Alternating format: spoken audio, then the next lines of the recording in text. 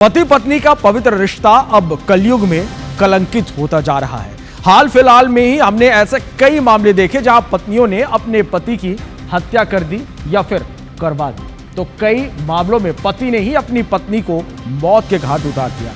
ताजा मामला रायसेन का है, जहां ऐसा ही एक बार फिर से कुछ हुआ है। इस रिपोर्ट को आप देखिए।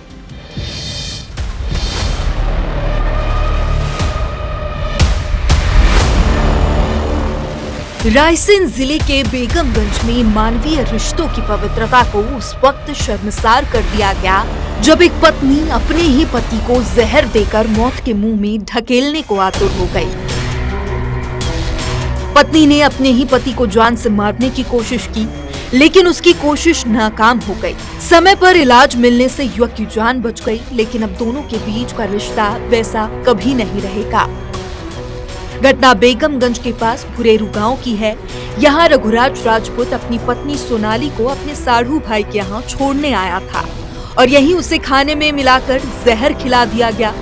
बेगमगंज लौटते वक्त रास्ते में उसकी तबीयत बिगड़ने लगी, उल्टियां हुई और सड़क पर पड़ा, जिसके बाद राहगीरों ने उसे अस्पताल पहुंचाया।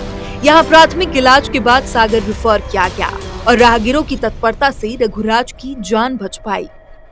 इस दिन 14 तारीख को मैं दोहात छोड़ने जा रहा था, तो सर वहाँ हमने पहले पानी दिया सर, फिर दिया चाय और बिस्किट।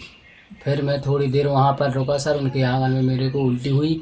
मैं वहाँ से थोड़ी दूर तक निकला, सागौनी और दोहात के बीच में आकर सर मैं बेहोश हो गया। मेरे को लोग बाग हॉस्पिटल लेके गए, फिर वहाँ से मेरे को सागर रेफ़र कर दिया। रेफ़र करने के बाद मेरा इलाज अभी भी चल रहा है सर, भोपाल का इलाज।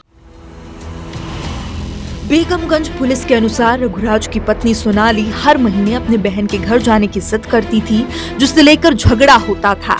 रघुराज और सोनाली की शादी 27 जून 2020 को जबलपुर में हुई थी। इनकी 2 बेटियां भी हैं, तो इन्हीं झगड़ों की वजह से जहर खिलाने का ये फैसला पत्नी ने लिया, ऐसी आशंका जताई जा रही है। प्राथमिक इलाज किया गया और फिर उसको उपचार के लिए सागर भेज दिया गया। हम लोगों ने उसमें जांच बाद जो है जहर फरानी का अपराध कायम किया गया और जांच में लिया गया। फिलहाल पुलिस ने मामला दर्ज कर लिया है और अब आगे की जांच की जा रही है। जहर देने की बात में कितनी सच्चाई है, ये जांच के बाद पता चलेगा। हालांकि मामले के बाद से ही पत्नी अपने मायके जबलपुर में है। Bureau report IBC 24।